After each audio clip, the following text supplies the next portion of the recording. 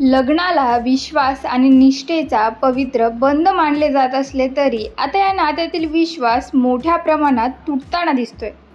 एका नव्या अहवालात धक्कादायक माहिती समोर आली असून भारतातील विवाहित लोक मोठ्या संख्येने विवाहबाह्य संबंध ठेवत असल्याचं उघड झालंय। ॲशली मॅडिसन डेटिंग ॲप्स अहवालानुसार ही माहिती समोर आली।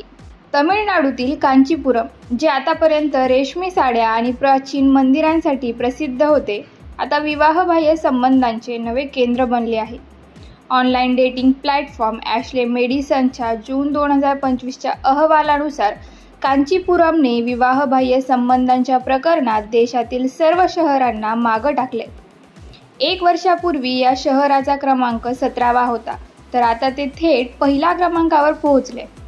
या अहवालातील भारतातील टॉप 20 जिल्ह्यांमध्ये दिल्ली NCRचे तब्बल 9 जिल्हे आहेत। सेंट्रल दिल्ली दुसऱ्या स्थानी असून गुरुग्राम, नोएडा, गाझियाबादसह south west, east, south west आणि नॉर्थ वेस्ट दिल्लीही या यादीत आघाडीवर आहेत। रिपोर्टनुसार 8व्या क्रमांकावर पुणे, 9व्या क्रमांकावर बेंगळुरू आणि 10व्या क्रमांकावर साऊथ दिल्ली आहे।